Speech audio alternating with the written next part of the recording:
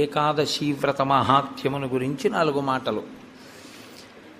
మనకి నోము వ్రతము అని 2 మాటలు కొంచెం జాగ్రత్తగా పరిశీలనం చేయవలసి ఉంటుంది.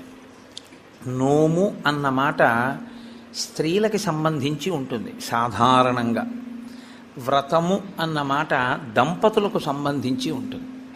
దంపతులకు సంబంధించి ఉంటుంది కాబట్టి వివాహానంతరము మాత్రమే వ్రతములు ఉంటాయి.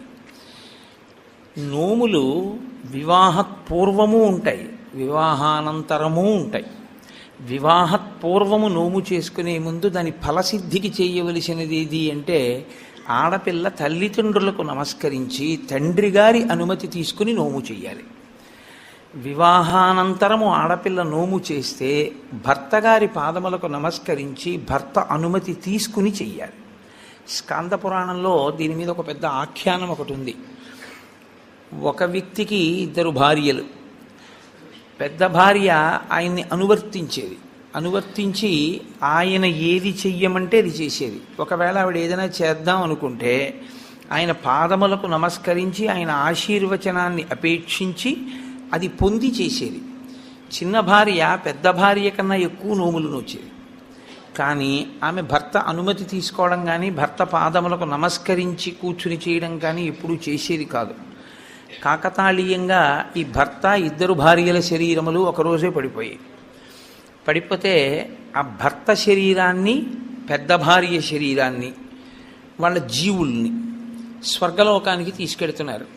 చిన్న భార్య శరీరాన్ని నరకానికి తీసుకెళ్ళారు. జీవుణ్ణి తీసుకెడితే ఆవిడ పరివేదన చెందింది. అదేవిడ పెద్ద ఆవిడ కన్నా నేను చాలా చేశాను, నన్ను నరకానికి తీసుకెడుతున్నారు ఏమిటంది. నువ్వు ఎన్ని చేసినా వ్రతమునకు నోమునకు ఒక ప్రధాన నియమం ఒకటి ఉంది. భర్త అనుమతి లేకుండా భర్తకి నమస్కరించకుండా చెయ్యకూడదు. అలాగే అందుకే కొన్ని వ్రతకల్పములోకి వచ్చినా పక్కన భర్త కూర్చోకపోయినా ఆయన అనుమతితో ఆవిడ చేసింది కాబట్టి నోము వ్రతముగా మారిపోతుంది. వరలక్ష్మీ వ్రతము అప్పుడు మరి భర్త పక్కన కూర్చోలేదుగా వరలక్ష్మీ వ్రతం చేసేటప్పుడు. అంటే భర్త పాదములకు నమస్కరించి చేసినటువంటి కారణం చేత ఆ నోము వ్రతమే అయిపోతుంది. అది దాని స్వరూపము నోము, కానీ వ్రతంగా ఎప్పుడు మారుతుందంటే భర్త పాదములకు నమస్కరించి. ఎందుకు అలా నియమం పెట్టారు అంటే ఆడదానికి స్వార్థం ఉండదు అని శాస్త్రవాక్కు.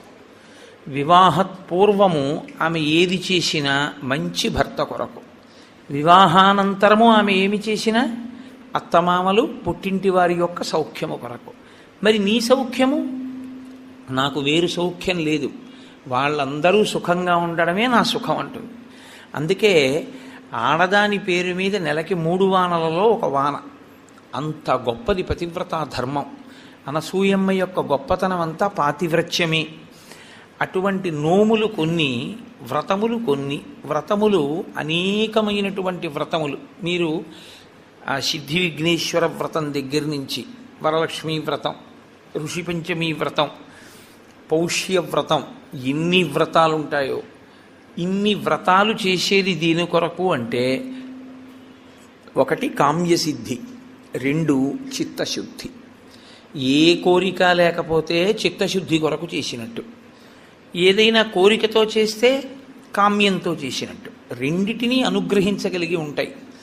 ఇలా రెండిటిని అనుగ్రహించగలిగినటువంటి వ్రతములు మీరు ఏ కోరిక కోరుకోకపోయినా తప్పకుండా ఇది మాత్రం మీరు చెయ్యండి. చెయ్యడం చేత మీరు ప్రత్యేకంగా కోరకపోయినా మీ మనసులో ఏది ఉంటుందో అది తీరుతుంది అని చెప్తాయి శాస్త్రాలు. నేను మీకు ఒక ఉదాహరణ చెప్పాలంటే వరలక్ష్మీ వ్రతాన్ని ప్రత్యేకమైన కోరికతో ఎవరు చెయ్యరు. వరలక్ష్మీ వ్రతం చేసేస్తారంతే. ఎందుకు వరలక్ష్మీ వ్రతం చేసేస్తారు అంటే దానికి ఒకటే ఫలితం, భర్త దీర్ఘాయుష్మంతుడవడం, పిల్లలు సుఖంగా ఉండడం. ఈ 2 ప్రత్యేకంగా కోరి వ్రతం ఏ ఆడది చెయ్యదు. ప్రతి ఆడదానికి ఉండే కోరిక ఈ 2. కాబట్టి వరలక్ష్మీ వ్రతం ప్రత్యేకంగా చెయ్యాలా కోరికతో, లేకపోతే ఏ కోరిక లేకపోయినా చెయ్యాలా అంటే ఆ కోరిక నీకు ఎప్పుడూ ఉంటుంది కాబట్టి వరలక్ష్మీ వ్రతం చేయడమే. కానీ వ్రతములలో కన్నిటికీ విలక్షణమైనటువంటి వ్రతం ఏకాదశి వ్రతము ఒక్కటే. ఏకాదశి వ్రతం బ్రహ్మచారి చెయ్యాలి, గృహస్థు చెయ్యాలి, వానప్రస్థు చెయ్యాలి, సన్యాసి చెయ్యాలి, నలుగురు చేస్తారు. పైగా మీకు తిథుల యొక్క నిర్ణయం చేత నైమిత్తికములు అని పిలుస్తారు. తిథులు అన్ని సంప్రదాయముల వాళ్ళు ఆ తిథులు చేయరు. సుబ్రహ్మణ్య షష్ఠి వచ్చిందనుకోండి, వైష్ణవులు చెయ్యాలి అని నియమం ఏం లేదు. అలాగే మహాశివరాత్రి వచ్చిందనుకోండి, వైష్ణవులు చెయ్యాలి అని నియమం ఏం లేదు. ఒక్కొక్కసారి హయగ్రీవ జయంతి అని వచ్చిందనుకోండి, స్మార్తులందరూ చెయ్యాలి అని నియమం ఏం లేదు. విశ్వక్సేన జయంతి అని వచ్చిందనుకోండి, అందరూ స్మార్తులు చెయ్యరు. విఘ్నేశ్వర చతుర్థి వచ్చిందనుకోండి, శాక్తేయులు కానీ వైష్ణవులు కానీ చెయ్యాలి అని పట్టుదలతో చేయడం కనపడదు. కానీ ఏకాదశి వ్రతం మాత్రం అన్ని సంప్రదాయముల వాళ్ళు చెయ్యాలి, అన్ని సంప్రదాయముల వాళ్ళు చెయ్యాలి, అన్ని ఆశ్రమముల వాళ్ళు చెయ్యాలి. అంత గొప్ప వ్రతం ఏదైనా ఉంటే అది ఏకాదశి వ్రతం ఒకటే. ఆ ఏకాదశి ప్రతి నెలలోనూ శుక్లపక్షంలో ఒక ఏకాదశి వస్తుంది, కృష్ణపక్షంలో ఒక ఏకాదశి వస్తుంది. కాబట్టి 12 నెలలలో 12 × 2 24 ఏకాదశులు వస్తాయి. ఈ 24 ఏకాదశుల్లో ఏ ఏకాదశి నాడు వ్రతం చెయ్యాలి అంటే 24 ఏకాదశులు వ్రతం చెయ్యాలి. ఒకవేళ 24 ఏకాదశులు కాకుండా అధిక మాసం వస్తే, అధిక మాసంలోని శుక్లపక్ష కృష్ణపక్షాల్లో వచ్చేటటువంటి ఏకాదశి తిథుల యందు కూడా వ్రతం చెయ్యాలి. కాబట్టి ఏకాదశి తిథి నాడు చేయవలసినటువంటి వ్రతానికి మాత్రం ఎక్కడా శాస్త్రములలో ఏ ఆశ్రమము వారికి మినహాయింపు లేదు, అందరూ చేయవలసిందే. ఒక్కొక్క ఏకాదశిని ఒక్కొక్క పేరుతో పిలుస్తారు. ఉదాహరణకి పుత్రైకేకాదశి అని ఒక ఏకాదశి 24 ఏకాదశుల్లో. కానీ మనకి ప్రత్యేకించి ఈ పుష్యమాసంలో వచ్చేటటువంటి ఏకాదశి ముక్కోటి ఏకాదశి అని పిలుస్తారు. ముక్కోటి ఏకాదశి అని పిలిస్తే దాని వెనక రహస్యం ఏమిటి అసలు? ముక్కోటి ఏకాదశి అంటే 3 కోట్ల ఏకాదశి అని. పోనీ దేవతల సంఖ్య చూద్దామా, 33 కోట్లు, 3 కోట్లు కాదు. మరి ముక్కోటి ఏకాదశి అన్న పేరు అసలు ఎందుకు వచ్చింది? 3 కోట్ల ఏకాదశి అన్న పేరు రావడానికి కారణం ఏమిటి అంటే, ఏ ఏకాదశిని విడిచిపెట్టి ఉండడానికి వీలు లేనటువంటి స్థితిలో ఏకాదశి చేయకుండా జీవించేసేవాళ్ళం మనం. ఏ ఆశ్రమంలోనూ కూడా బ్రహ్మచారిగా ఉండగాను ఏకాదశి లేదు, గృహస్థుగాను ఏకాదశి లేదు. మిగిలిన 2 ఆశ్రమాల గురించి నేను మాట్లాడను, ఎందుకంటే వాటిని స్పృశించి మాట్లాడే అధికారం నాకు లేదు. కాబట్టి ఈ 2 ఆశ్రమాల్లోనూ ఏకాదశి చెయ్యట్లేదు. మరి అంత గొప్ప ఏకాదశి వ్రతాన్ని చెయ్యకపోతే పాడైపోతున్నాడు. కాబట్టి ఏ ఏకాదశి నాడు వ్రతం చేస్తే 3 కోట్ల ఏకాదశులు చేసినటువంటి ఫలితం వస్తుందో ఆ ఏకాదశికి ముక్కోటి ఏకాదశి అని పేరు. కాబట్టి 3 కోట్ల ఏకాదశులు చెయ్యడము అంటే ఈ ఉపాధితో ఉండగా చేసేవి 3 కోట్ల ఏకాదశులు ఒక్కనాటికి ఉండవు. ఈ ఉపాధి కాకుండా ఇత పూర్వం పొందినటువంటి తిర్యక్ ఉపాధులు కానీ, హీనోపాధులు కానీ, జంతువులు మొదలైనటువంటి ఉపాధులు కానీ వాటికి ఏకాదశి వ్రతం లేదు. మరి 3 కోట్ల ఏకాదశులు నువ్వు చేసినట్టు అన్న ఫలితాన్ని మీకు ఎలా ఇస్తారు అంటే, ఈ శరీరంతో 3 కోట్ల ఏకాదశులు చేయడానికి కావలసిన నాళ్ళు బ్రతకడానికి ఆయుర్దాయాన్ని ఈశ్వరుడు నీకు ఇస్తే, 3 కోట్ల ఏకాదశులు చెయ్యగలిగితే నిరంతరంగా ఎంత పెద్ద ఫలితం నీకు సంప్రాప్తిస్తుందో అంత పెద్ద ఫలితాన్ని ఈశ్వరుడు అనుగ్రహించి సంవత్సరంలో కనీసం ముక్కోటి ఏకాదశి చేసినటువంటి వాడి ఖాతాలో వేస్తాడు.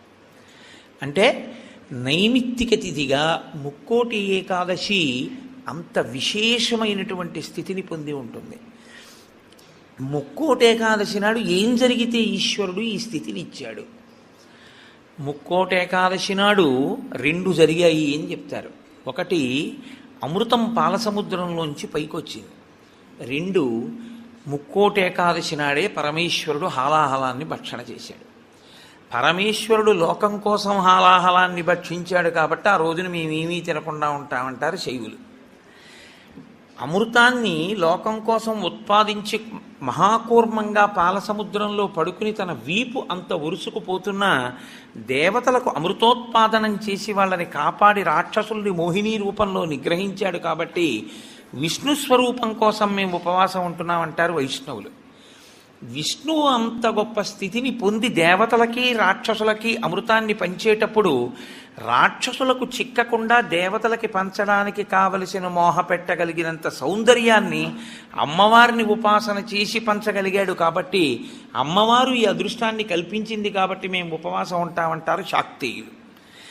అసలు ఇన్ని కార్యాలు జరిగాయి అంటే ఏ విఘ్నం లేకుండా చేసిన వాడు మా గణపతే కాబట్టి మేము ఈ రోజున ఉపవాసం ఉంటామంటారు గణాపత్యుడు. ముక్కోటి ఏకాదశి నాడు మీరు చెయ్యండి అని చెప్పవలసిన అవసరం లేకుండా అన్ని సంప్రదాయముల వాళ్ళు ఉపవాసం ఉండడానికి కారణం బాహ్యంలో అది. ఆంతరమునకు సంబంధించినంత వరకు ఏకాదశి వ్రతానికి సంబంధించి ఒక గొప్ప రహస్యాన్ని శాస్త్రం ఆవిష్కరిస్తుంది. ఈ శరీరాన్ని ఇచ్చుదండంతో పోలుస్తారు. ఇచ్చుదండము అంటే చెరుకు కర్ర. అమ్మవారి చేతిలో చెరుకు కర్ర కదు పట్టుకుంటుంది.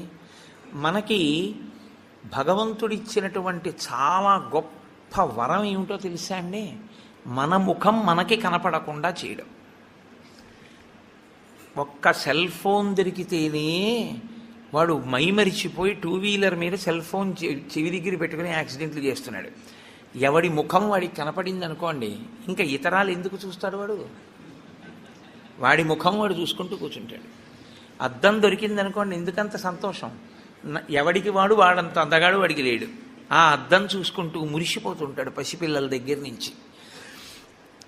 తన స్వరూపము, స్వ అన్న మాట వాడడం కూడా మంచిది కాదు. ఎందుకంటే శంకరాచార్యులు వారు స్వరూప అన్న మాటని వేరొక చోట వాడతారు. స్వరూపానుసంధానం భక్తిరిత్యభిధీయతే అంటారు. అందుకని తన రూపాన్ని తాను చూసుకుని మురిసిపోవడానికి ఉపకరణము దర్పణము, అద్దము. ఎప్పుడూ మనకెలా ఉంటుందంటే చెరుకు కర్రకి కింద నుంచి పై వరకు మీరు ఎక్కడ కొరకండి తీపే, అలాగే మన శరీరం అంటే కింద నుంచి పై వరకు మనకి తీపే. ఈ శరీరంలో అబ్బాయి బొట్టు పెట్టుకోరా అన్నారనుకోండి, వాడికి బొట్టు పెట్టుకోవడానికి చిన్నతనం. బొట్టు పెట్టుకుంటే వాడి అందం అంతా ఏదో పాడైపోతుందని వాడికి ఒక భ్రాంతి. అందుకని వాడు బొట్టు పెట్టుకోడు. వాడు బొట్టు పెట్టుకోక ఏం కోల్పోతున్నాడో వాడికి తెలియదు. తెలియక బొట్టు పెట్టుకోవడానికి పెద్ద భేషజం. నిజంగా నువ్వు పెట్టుకున్న బొట్టు నీకు సాంప్రదాయికమైన సౌందర్యాన్ని, ఎంత సౌందర్యాన్ని తీసుకొస్తుందో నీకు తెలియదు. ఈశ్వరుడు పుట్టుమచ్చ తీసుకొచ్చి పెట్టుంటే ఏం చేస్తావు? పెట్టుకోరా అన్న బొట్టు మాత్రం పెట్టుకోవడానికి మనకు అంత కష్టం ఎందుకని? అయ్యి బాబోయ్, ఈ శరీరం యొక్క అందం ఏమైపోతుందో అని. కానీ శాస్త్రం అంటుంది అసలు 84 లక్షల జీవరాశులలో ఈశ్వర పథంలో నడవడానికి అనువైనటువంటి ఉపాధి ఒక్క మనుష్య ఉపాధి మాత్రమే. ఏకాదశి వ్రతం జంతువుకుందా? లేదు, మనుష్యునికే ఉంది. భగవన్నామని చెప్పగలిగినటువంటి అదృష్టం ఇతర ప్రాణికుందా? ఒక్క మనుష్యుడికి ఉంది.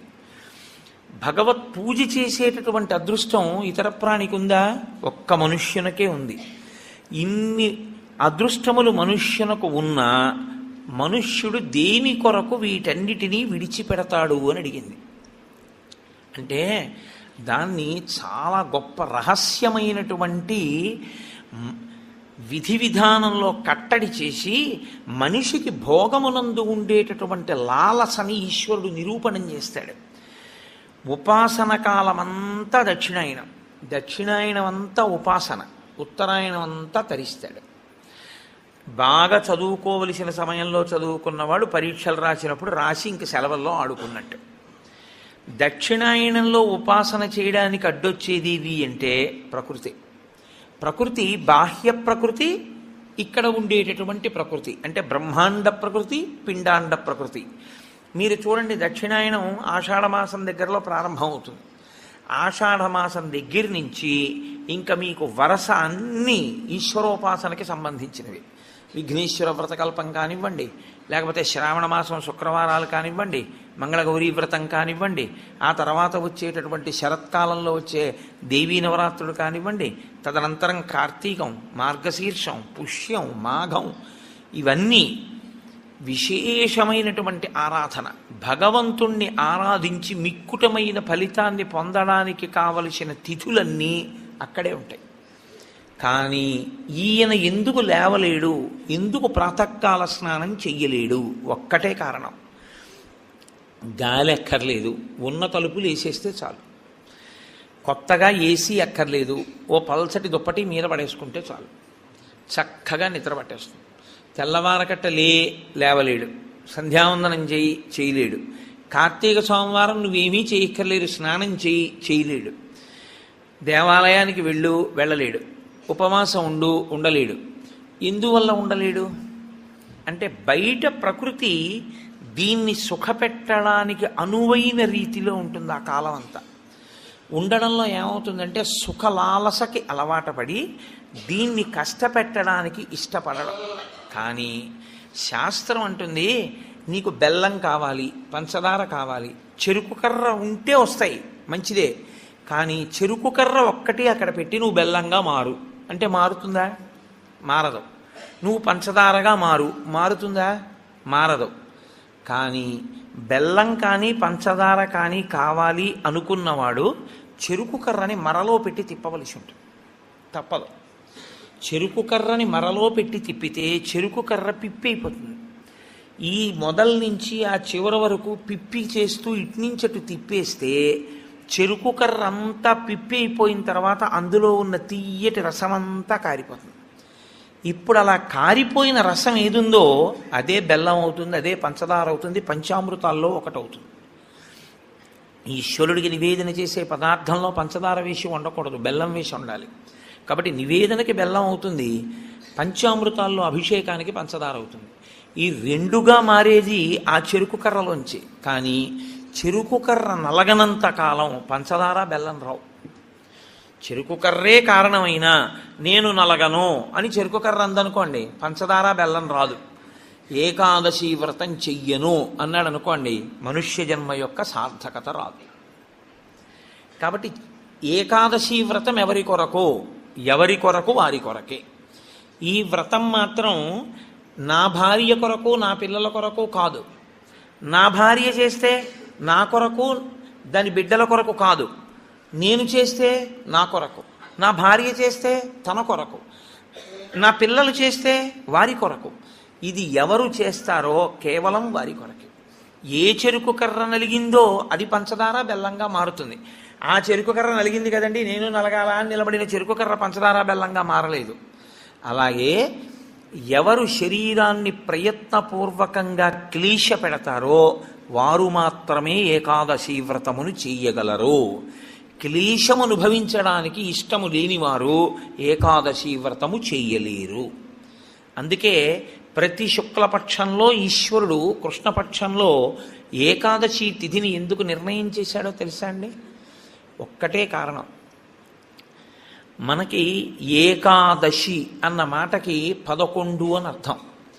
ఏకాదశి 11 అయితే క్లీశ పెట్టడము అన్న మాటకున్న అర్థం ఏమిటంటే మీరు ఏమీ చెయ్యొద్దు, ఇలాగే కూర్చోండి, ఒక 4 గంటలు లేవద్దు, ఇలా కూర్చోండి అన్నాను అనుకోండి, ఇది పెద్ద కష్టమే ఉందండి అనిపిస్తుంది ముందు. కానీ ఓ అరగంట అయ్యాక బోల్డ్ అన్ని పనులు ఉన్నాయి, ఏమిటో ఇలా కూర్చోబెట్టాడు, ఉత్తినే ఇలా కూర్చోవడం వల్ల ఎన్ని పనులు పోతున్నాయి, కూర్చోవడం ఏమిటి అనిపిస్తుంది. ఓ గంట పోయాక నాకేమీ అక్కర్లేదు కానీ కాస్త ఈ కాలు తీసి ఈ కాలు పైకి ఎత్తనిస్తే చాలు అనిపిస్తుంది. కూర్చోలేడు. ఈ శరీరాన్ని అలా మీరు కూర్చోవడానికి అనువుగా 4 గంటలు కూర్చోబెట్టగలిగారనుకోండి, క్లేశపడి అయినా ఆసనం మారకుండా, పూజలోంచి పైకి లేవకుండా, ఆవలించకుండా, ఒళ్ళు విరవకుండా మీరు పూజామందిరంలో కూర్చోగలిగితే, శరీరము క్లేశపడుతోందని తెలిసినా మీరు దాన్ని అలా కూర్చోపెట్టగలిగితే, మీ శరీరము కన్నా మీ మనసు పైన నిలబడి అధికారాన్ని పొందింది అని గుర్తు. ఎందుకు అంటారేమో, ఇది నలుగుడు పడకుండా, ఇది క్లేశపడకుండా ఇది వెళ్ళదు. ఇది శాస్త్రంలో పరమరహస్యం. ఇది అసలు వచ్చినది ఎందుకు అంటే రెండే రెండు కారణాల కోసం ఈశ్వరుడు దీన్ని ఇస్తాడు.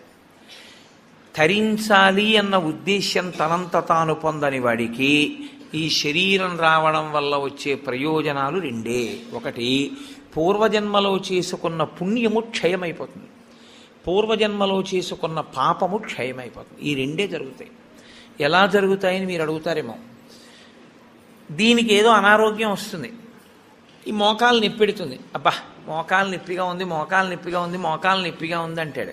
అసలు శరీరం అన్నది లేదనుకోండి, నొప్పిగా ఉందని బాధపడడానికి మీకేముంది? మీరు బాధపడడానికి ఏం లేదు. మీరు బాధపడాలి అంటే మీకు శరీరం ఉండాలి, శరీరం ఉంటే మనసు ఉంటుంది. అప్పుడు మనసు ఎప్పుడు బాధపడుతుంది? నా కూతురు ఏదో బాధపడితే నా మనసు బాధపడుతుంటుంది. నేను చేసుకున్న పాపపుణ్యాలు పోవాలి అంటే ఈ శరీరంతోనే నేను పోగొట్టుకోవాలి. నేను అలా ఓ భవనాన్ని చూపించి ఇది నాదే, ఇది నాదే, ఇది నాదే అంటున్నాను అనుకోండి, నా పుణ్యం పోతూ ఉంటుంది. ఎందుకంటే మీరు ఎంత పొంది ఉన్నారో అంత వలన ఈశ్వరుడు అంత పుణ్యాన్ని క్షయం చేస్తాడు. నీకు ఇంత పుణ్యం చేశావు, అది పోతే ఇదిగో ఇంత నీకుంది అన్న అధికారం ఇస్తాను, ఇన్ని మాటలు నాదని నువ్వు అనొచ్చు. ఇంత పుణ్యం నీకు పోతే ఇంత సుఖాన్ని నువ్వు అనుభవించవచ్చు. అందరూ ఒకడు కష్టపడి నడిచెడుతున్నాడు, అంతకన్నా ఒకడు సైకిల్ మీద ఎడుతున్నాడు, అంతకన్నా తేలిగ్గా ఒకడు స్కూటర్ మీద ఎడుతున్నాడు, అంతకన్నా తేలిగ్గా ఒకడు కారు మీద ఎడుతున్నాడు, ఇంకా తేలిగ్గా ఒకడు కబుర్లు చెప్పుకుంటూ రైల్లో వెడుతున్నాడు ఏసీలో, ఇంకా తేలిగ్గా గంటలో ఒకడు విమానంలో వెడుతున్నాడు. భోగమునందు స్థాయి మార్పులో ఈశ్వరుడు పుణ్యాన్ని క్షయం చేసేస్తాడు. అంటే నీవు అందులో ఎంత కష్టపడవలసి ఉంటుందో అంత కష్టాన్ని దాటేస్తావు. ఓ 1000 కిలోమీటర్లు ప్రయాణం చెయ్యవలసి వస్తే, నిజంగానూ పాదచారి అయి నడవవలసి వస్తే పడవలసిన క్లేశాన్ని 2 గంటల్లో ఓ సీట్లో కూర్చుని ఏసీలో పేపర్ చదువుకుని వెళ్ళిపోయావు. వెళ్ళిపోవడం వరకు బాగానే ఉంటుంది, వెళ్ళిపోయిన కారణం చేత నీ పుణ్యం క్షయమైపోతుంది. నిన్ను విమానంలో పంపించానా లేదా 2000 కిలోమీటర్లు? ఉత్తినే వెళ్ళావా? డబ్బు ఇచ్చాను కాబట్టి టికెట్ కొనుక్కున్నావు. డబ్బు ఎక్కడి నుంచి వచ్చింది అనుకుంటున్నావు? చేసిన పుణ్యం పోతే వచ్చింది. కాబట్టి ఇప్పుడు ఈశ్వరుడు పుణ్యాన్ని తగ్గిస్తాడు. పుణ్యాన్ని తగ్గిస్తూ ఐశ్వర్యమునిచ్చి క్షయం చేసేస్తాడు భోగంగా. మీరు అనుభవించకపోయినా నాదని పోగొట్టేస్తాడు. నాది అంటూ ఉండడం వల్ల పోతూ ఉంటుంది.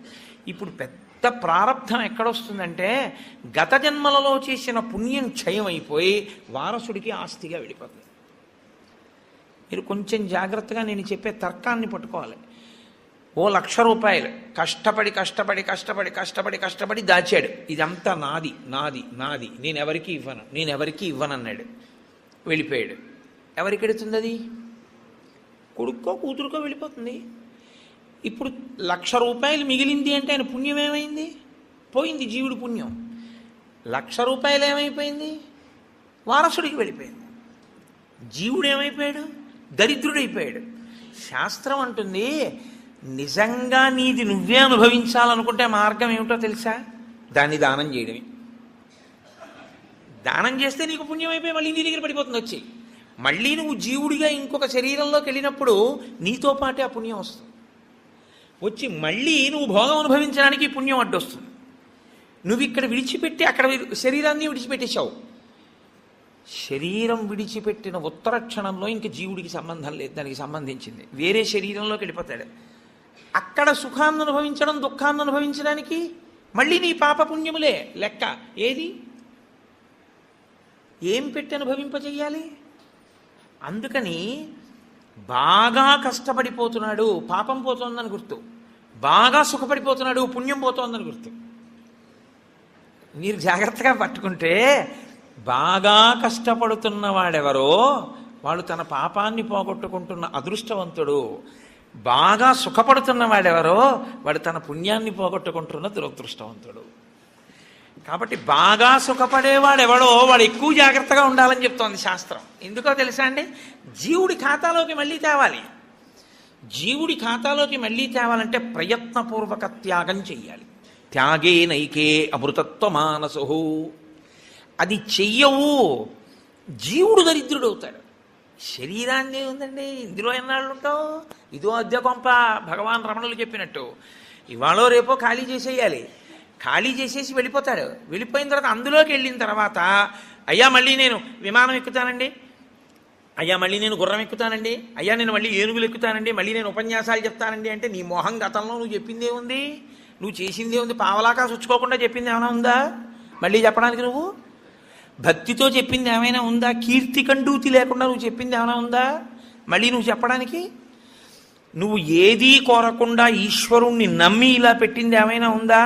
దాన్ని అక్షయం ఈశ్వరుడు చేయడానికి. పుణ్యమన్న కోరికతో కాదు, ఈశ్వరుడు ఇచ్చాడు ఈశ్వరుడికి ఇస్తున్నాను అని ఇవ్వగలవా? భవతే విష్ణుస్వరూపాయతే అంటూ ఇవ్వగలవా? అలా ఇవ్వగలిగితే అక్షయం చేస్తాడు ఈశ్వరుడు దాన్ని. నువ్వు ఇచ్చిన రూపాయి ₹1,00,00,000 అయిపోతుంది పుణ్యంలో. అది చమత్కారం. అది అసలు జీవన విధానమునందుండేటటువంటి పెద్ద రహస్యం. అందుకే ధర్మశాస్త్రం ఎంత దాచాలి, ఎంత ఖర్చు పెట్టాలి, ఎంత దానం చెయ్యాలి కూడా చెప్పేసింది. తనకి కావలసినంత ఖర్చు పెట్టుకోనివాడు తనని తాను ఖేద పెట్టుకున్నవాడు. తనకి కావలసిన దానికన్నా ఎక్కువ ఖర్చు పెట్టినవాడు తన భవిష్యత్ తరాలకి ద్రోహం చేసినవాడు. తనకి కావలసిన కన్నా ఖర్చు పెట్టడం అంటే అసలు నీకున్నదంతా దానం చేయమని శాస్త్రం చెప్పదు. ఎందుకో తెలుసా అండి?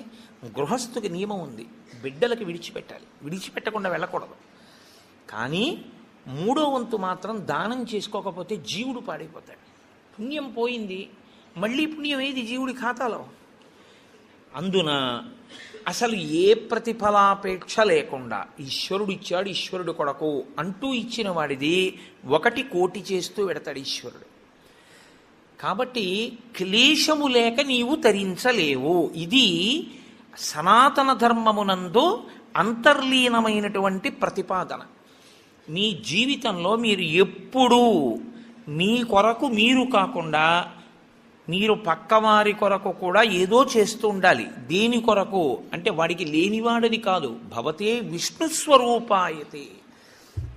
ఆ విష్ణువే నన్ను తరింపచేయడానికి అక్కడ పుచ్చుకునేవాడిగా నిలబడ్డాడు. ఆయన అలా నిలబడకపోతే నా పుణ్యం ఎలా వృద్ధి పొందుతుంది? నా జీవుడికి ఖాతాలో ఎలా పడుతుంది ఐశ్వర్యం? కాబట్టి విష్ణువే వచ్చి లేనివాడిగా నించుని నా దగ్గర పుచ్చుకుంటున్నాడు. అందుకే ఇచ్చేవాడు పుచ్చుకునేవాడికి నమస్కారం అందుకు చేస్తారు సనాతన ధర్మంలో. అందుకే పుచ్చుకున్నవాడు ఇచ్చినవాడికి చేయడు, ఇచ్చినవాడు పుచ్చుకున్నవాడికి నమస్కారం చేస్తాడు. ఇక్కడి ఐశ్వర్యం భవిష్యత్ జన్మలలో ఐశ్వర్యంగా మార్పు చేయడానికి ఆయన ఉపకరణంగా నిలబడ్డాడు. కాబట్టి ఇప్పుడు అసలు శరీరమును క్లేశ పెట్టకుండా నీవు తరించలేవు. ఇందులో మొదటి మెట్టు ఎక్కడి వరకు? పునర్జన్మ సిద్ధాంతమును అంగీకరించినప్పుడు జీవుడు మళ్ళీ శరీరాన్ని తీసుకుంటే అన్న దగ్గర నువ్వు ఏదో ఒకటి చెయ్యాలి. ఏమండి నా దగ్గర అంత డబ్బు లేదు, ఈశ్వరుడి పల్లకి మొయ్యి. ఏమండి నేను పల్లకి మొయ్యలేను, కూర్చుని భగవత్కథ వినగలవా? విను. నేను భగవత్కథ కూడా వినలేను, పోని నామం చెప్పగలవా? చెప్పు. నేను నామం కూడా చెప్పలేను పైకి, పోని నోట్లో అనుకోగలవా? అనుకో. స్మరణం, మనసుతో ఈశ్వరుణ్ణి స్మరించగలవా? స్మరించు. నువ్వు ఏది చేసినా పుణ్యమే. నువ్వు ఈశ్వరుడితో ఎలాగైనా దగ్గరి సంబంధాన్ని పెట్టుకుంటే నువ్వు నిచ్చెన ఎక్కుతున్నవాడివే. ఇందులో మళ్ళీ 2 మార్గాలు ఉంటాయి. మొదటి మార్గము ఉత్తర జన్మల యందు జీవుణ్ణి సుసంపన్నుణ్ణి చేసుకోవడం. ఎందుకో తెలుసా అండి? ఉత్తరాయణంలో వెళ్ళిపోయాడు అంటారు. ఉత్తరాయణంలో వెళ్ళిపోయాడు అంటే దక్షిణాయనంలో వెళ్ళిపోయినవాడు నిర్భాగ్యుడు అని కాదు దాని అర్థం. ఉత్తరాయణంలో వెళ్ళిపోయినవాడు అంటే ఏంటంటే చేసుకోవలసిందంతా చేసుకుని వెళ్ళిపోయినవాడు అని. దక్షిణాయనంలో చేసుకోవలసిందంతా చేసేసుకున్నవాడు ఉత్తరాయణంలో పెడతారు కదండి. అంటే చేసుకోవలసిన పుణ్యం అంతా చేసేసుకున్నవాడు దక్షిణాయనంలో వెళ్ళినా ఒకటే, ఉత్తరాయణంలో వెళ్ళినా ఒకటే. ఇప్పుడు ఈ చేసుకునే పుణ్యం 2 కింద విభాగం చేస్తాడు ఈశ్వరుడు. ఒకటి మళ్ళీ వచ్చే జన్మకి పెట్టుబడిగా నువ్వు వాడుకోవలసింది. 2 అసలు జన్మే అక్కర్లేదని ఈశ్వరుడితో కలిసిపోవలసింది. ఈ రెండిటిలో నీకు ఇంకా వచ్చే జన్మలో కూడా ఏదో వెలగబెట్టేద్దామన్న కోరికుంటే మొదటి మార్గం. అసలు నేను అలా వెలగబెట్టేద్దామన్న కోరిక నాకు లేదు, మహాప్రభో మళ్ళీ నాకు ఈ ధర్మశాస్త్రాలు ఈ సూక్ష్మాలు తెలుస్తాయో తెలియవో, కొంపతీసా జన్మలో మళ్ళీ నేను అన్నీ దాచుకుని వెళ్ళిపోతే అప్పుడు ఏమైపోవాలి జీవుడు? నాకు అది వద్దు ఇది వద్దు, నాకు అది సున్నైపోవాలి, ఇది సున్నైపోవాలి. పాపము పుణ్యము రెండు ఉండకూడదు నాకు. ఇప్పుడు పాపము లేదు, పుణ్యము లేదు. ఇప్పుడు రెండూ లేనప్పుడు ఈ శరీరం ఎందుకు అనుభవించడానికి? పాపానుభవానికి శరీరం, పుణ్యానుభవానికి శరీరం. పాపానుభవం లేదు, పుణ్యానుభవం లేదు, ఇంక ఈ శరీరం ఎందుకు నీకు? కాబట్టి ఇవ్వడు ఈశ్వరుడు. ఈశ్వరుడు ఇవ్వకుండా ఉండాలి అంటే పాపమును పుణ్యమును కాల్చాలి. పాపమును పుణ్యమును కాల్చడానికి నీకెంత పాపం ఉందో నీకు తెలుసా? నీకెంత పుణ్యం ఉందో నీకు తెలుసా? తెలియదు. ఈశ్వరుడు అన్నాడు, నీవు నీ జేబులో ఉన్న 10 రూపాయలు ఇంకోడికి ఇచ్చేయడం కష్టమైనా క్లేశపడి ఇవ్వడం వల్ల పుణ్యం ఇచ్చినట్టే, ఈశ్వరుణ్ణి చేరుకోవడం కోసం నీకిచ్చిన తెప్పయైన ఈ శరీరాన్ని క్లేశ పెట్టడానికి ఏకాదశి వ్రతాన్ని నిర్ణయం చేశాడు. ఏకాదశి వ్రతం చాలా గంభీరమైన వ్రతం. అందుకే లోకంలో పెద్దలు ఏం చెప్తారంటే, స్వామి పుష్కరిణీ స్నానం, సద్గురోహపాద సేవనం, ఏకాదశి వ్రతం చాపి త్రయం అత్యంత దుర్లభం. ఈ 3 చెయ్యలేరు అని చెప్తారు. ఎందుకు చెయ్యలేరు? స్వామి పుష్కరిణీ స్నానం, అక్కడికి వెడతాడు, ఆనందనిలయం చుట్టూ 100 మార్లు తిరుగుతాడు, కానీ పుష్కరిణిలో స్నానం చేద్దామన్న ఊహవాడికి రానేరాదు. సద్గురోహ పాదసేవనం, సద్గురువు పాదములు పట్టుకునే అవకాశం ఇవ్వడు. ఎందుకు ఇవ్వడు? ఒక్కటే కారణం, నాకు అసలు కాళ్ళ నొప్పులే ఉండవంటాడు. ఆయన అసలు కాళ్ళు పట్టించుకోవడం ఆయన జన్మాంతరంలో ఆయన చేయడు. కాబట్టి అసలు గురువుగారి కాళ్ళు బట్టి అదృష్టం నీకు ఎప్పుడు వస్తుంది? నువ్వు ఆయన కాళ్ళు నిప్పెడితే కదా నువ్వు వెళ్ళి పట్టుకోవడానికి. కాబట్టి ఆయన కాళ్ళు పట్టుకునే అదృష్టం ఉండదు. సద్గురోహ పాదసేవనం. ఏకాదశి వ్రతం చాపి, ఏకాదశి వ్రతము చెయ్యలేడు. ఎందుకు చెయ్యలేడో తెలుసా అండి? మీరు అంగీకరించినా అంగీకరించకపోయినా శాస్త్రీయమైన, వేదప్రోక్తమైన, ఋషిప్రోక్తమైన ఒక పెద్ద రహస్యాన్ని మీకు ఇప్పుడు చెప్తా. ఏకాదశి వ్రతం ఎందుకు కష్టం? మీ అబ్బాయికి ఉద్యోగం వస్తుంది, సత్యనారాయణ వ్రతం చెయ్యి, చేస్తాడు. మీ అమ్మాయికి పెళ్ళి అవుతుంది, ఈ వ్రతం చెయ్యి, చేస్తారు. నువ్వు చచ్చిపోయేటప్పుడు ఈశ్వరుడు గుర్తొస్తాడు. చచ్చిపోయేటప్పుడు ఎలా ఉంటుందో అలా ఊహించుకుని వ్రతం చేయి అంటే, ఇప్పుడు వద్దులేండి తర్వాత చేస్తానంటే కదండి. ఏకాదశి వ్రతం నిజానికి అంతే. ఏకాదశి వ్రతం ఎందుకు చేయిస్తారో తెలుసా అండి? ఉపవాసం, అన్నం తినకూడదు. అన్నం తినకపోవడం కాదు, అన్నాన్ని పచనం చెయ్యడానికి కావలసిన సంభారములను స్పృశించి పచన ప్రయత్నమునందు నిమగ్నము కాకూడదు. అంటే ఏకాదశి నాడు ఉపవాసం ఉండి ద్వాదశి నాడు కాకరకాయ పులుసు పెట్టి వండుకుందామా, వేపుడు చేసుకుందామా అని ఆలోచించకూడదు. ద్వాదశి పారణ కోసం ఏకాదశి నాడు కాయగూరలు తరుక్కోకూడదు. ద్వాదశి నాటికి పనికొస్తుందని ఇవాళ పప్పు నానపోయకూడదు. అంటే అసలు మీ శరీరమును పోషించుకోవడానికి కావలసిన ఏ పనిని ఏకాదశి నాడు చేయకూడదు. మరి ఇంక ఏకాదశి నాడు ఏం చేయాలి? అసలు చాలా నిష్కర్షగా మాట్లాడితే నిర్జలోపవాసం, ముక్కోటి ఏకాదశి. నీటిని త్రాగకూడదు, ఉమ్ము మింగకూడదు. ఈ నిర్జలోపవాసం ఎందుకు చేయిస్తారో తెలుసా అండి? పిచ్చాడా, మనుష్యులలో 199 మంది తెలిసే వెళ్ళిపోతారు. అకస్మాత్తుగా అనాయాసంగా వెళ్ళడం మహాదృష్టవంతులకి తప్ప జరగదు. నాకు కాకినాడలో మొన్న తెలుసున్నవారు ఒకరు ఏదో అట్టేస్తానని కూతురికి, ఏమిటో మంటగా ఉందుండు అని వెళ్ళి మొక్కలకి నీళ్లు పోసి పడుకుని ఏదో చెప్తూ ఇలా అలా ఉండిపోయింది. అంతే. ఏమైందంటే వెళ్ళిపోయింది, అంతే, ప్రాణోత్క్రమణం అయిపోయింది. అది అందరికీ పట్టే భాగ్యం కాదు, చాలా కష్టం, అలా వెళ్ళరు. సాధారణంగా 199 మంది వెళ్ళే మార్గం ఏమిటంటే, రెండిటిని ఎండగట్టి పంపుతారు. ఒకటి నీరివ్వరు, 2 అన్నం పెట్టరు. ఎందుకని అంటారేమో, తీసుకెళ్ళి ఎక్కడ పడుకోబెడతారు ఇంటెన్సివ్ కేర్ యూనిట్లో. వాడి కర్మ అంతా ఎక్కడొస్తుందంటే ఇక్కడ ఒక గొట్టం పెడతారు, ఇందులోంచి ఏం పోయిరు, ఇందులోంచి ఎక్కిస్తారు. దీంతో ఏం తాకూడదండి అంటారు, దీంతో ఏమీ తినకూడదండి అంటారు.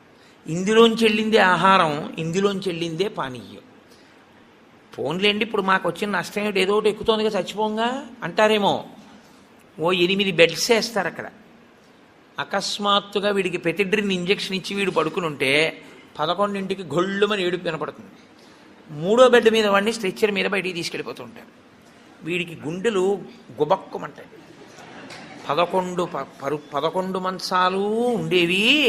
3వ మంచం వాడు వెళ్ళిపోయాడు. వీడు 8వ మంచం వాడు అయితే పర్వాలేదు, వీడు 1, 2 అయ్యాడు అనుకోండి. వీడి కర్మే. నేను చూశానండి, నేను యథార్థంగా చూశాను ఒక హాస్పిటల్లో. నేను దీన్నేమి హాస్యంగా చెప్తున్నానని మీరు అనుకోకండి. 3 మంచాలలో మధ్య మంచం ఆయన వెళ్ళిపోయాడు. నేను చూస్తున్నాను, ఎవరో కాదు మా బంధువే. ఏడుస్తుంటే డాక్టర్లు అన్నారు, అమ్మ ఇక్కడ ఏడవకూడదు, నిశ్శబ్దంగా తీసుకెళ్ళి బయట ఏడవండి అన్నారు. ఎందుకంటే వాళ్ళు వెళ్ళిపోతారు గట్టిగా ఏడిస్తే, ఏడవకూడదన్నారు. నిజమే అది. వాడు అప్పటికే, నేను వెళ్ళిపోయిన వాడిని చూడటం లేదు, 1, 3 మంచాల వాళ్ళని చూస్తున్నాను. వాళ్ళు వీడు వెళ్ళిన మార్గం మూసుకుపోవుగాక అని వాళ్ళిద్దరు అలా చూస్తున్నారు.